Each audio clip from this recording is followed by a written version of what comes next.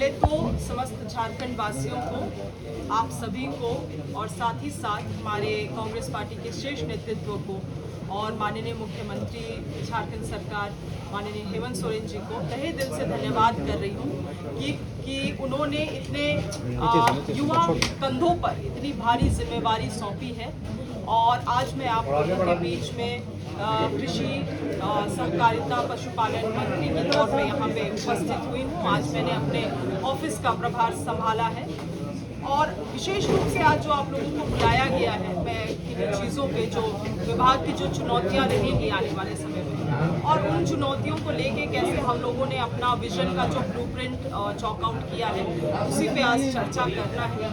पहली बात तो है कि इस विभाग का पदभार लेके मुझे एक तरीके से चुनौती और साथ साथ गौरव भी मुझे महसूस हो रहा है। गौरव इसीलिए क्योंकि इस राज्य में जो 70% आबादी है वो आज भी कृषि में ही, खेती बाड़ी में ही निर्भर है।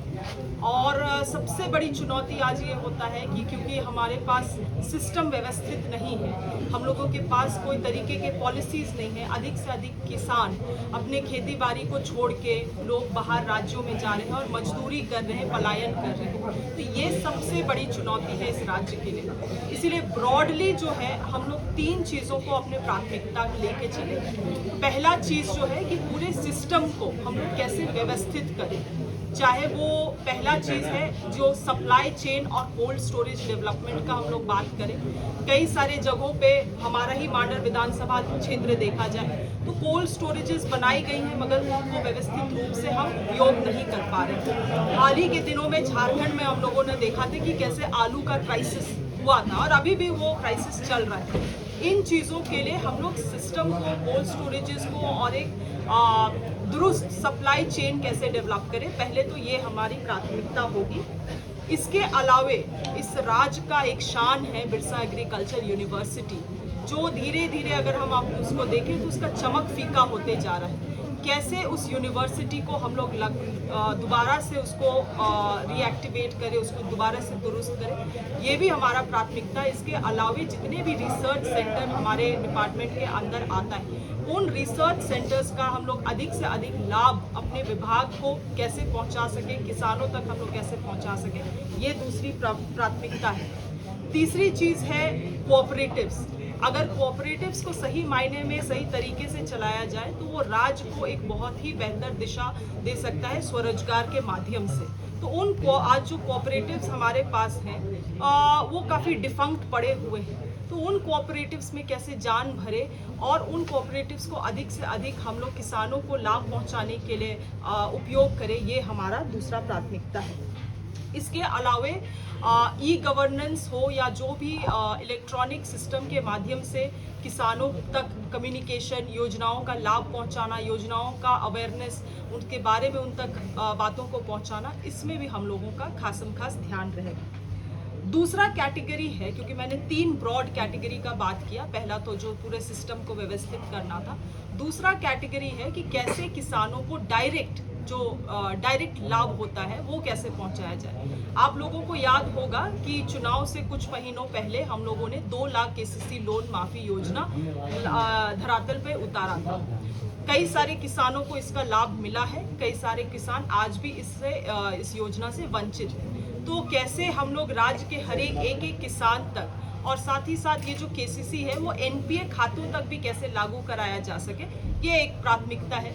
दूसरे डायरेक्ट बेनिफिट में अगर देखा जाए तो जो प्राइस डिस्कवरी, आज अगर हमारे किसान मार्केट में जाते हैं तो सबसे ज़्यादा उनको किसी का सामना करना पड़ता है तो वो बिचौलियों का, मिडलमैन का, और मिडलमैन अपने तरह से अपने अनुसार कुछ भी रेट के में उनसे जो है सामग्री खरीद लेते हैं। तो एक प्राइस डिस्कवरी मैकेनिज्म हम लोग डेवलप करें जिससे जो मुख्य हमारे उत्पाद हैं उसके लिए एक न्यूनतम प्राइस हम लोग फिक्स करें और उसी अनुसार उनका प्रोडक्ट का, उनका उत्पाद का सोर्सिंग किया जाए। इससे क्या होगा, जो उनका हक है, जो किसानों का हक है, जो राइट प्राइस है वो उन तक पहुंच पाएगा।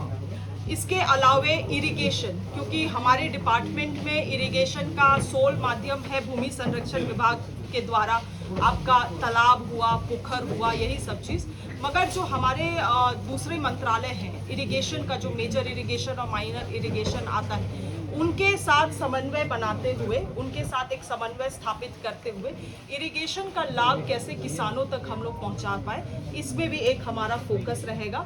और साथ ही साथ एफपीओस, जिसे फार्मर प्रोड्यूसर ऑर्गेनाइजेशन भी बोला जाता है, जो किन्हीं किसानों का एक समूह बना के उनको संसाधन युक्त करते हुए उनको मदद किया जाता है, उन एफपीओस को हम लोग और कैसे बढ़ावा दें, और जो लेजिटिमेट एफपीओस हैं, जो रियल एफपीओस हैं, उनको हम लोग कैसे अपने साथ जोड़ सके, इसमें हमारी प्राथमिकता रहेगी। आखिरी चीज़ है रेवेन्यू जनरेशन, क्योंकि हर एक विभाग का अपना एक सशक्त रेवेन्यू जनरेशन का माध्यम होना चाहिए। तो हमारा बहुत फोकस रहेगा आने वाले समय में कि कमर्शियल फार्मिंग और कमर्शियल लाइफ स्टॉक रेयरिंग, पशुपालन में और कृषि में, कमर्शियल स्केल में, इन चीज़ों में भी हम लोग फोकस्ड रहे। और साथ ही साथ आप लोगों ने ये जो एक कॉन्सेप्ट सुना होगा एंटरप्रेन्योर्स का, एग्रीप्रेन्योर्स जो युवा हैं, उनको भी हम लोग कैसे एग्रीकल्चर, मॉडर्न एग्रीकल्चर से जोड़े, ताकि उनके लिए भी ये एक बेहतर करियर ऑप्शन बन सके। उसके लिए हम लोग एग्रीप्रेन्योर कॉन्सेप्ट में भी फोकस इस बार करना चाह रहे हैं। तो ब्रॉडली ये तमाम चीज़ें हैं जो चुनौतियां हैं सरकार के साथ कृषि को देखते हुए, और साथ ही साथ विजन, किन विजन्स को हम लोग लेके चल रहे हैं, मोस्टली इसी में आप लोगों को आज ब्रीफिंग किया गया है।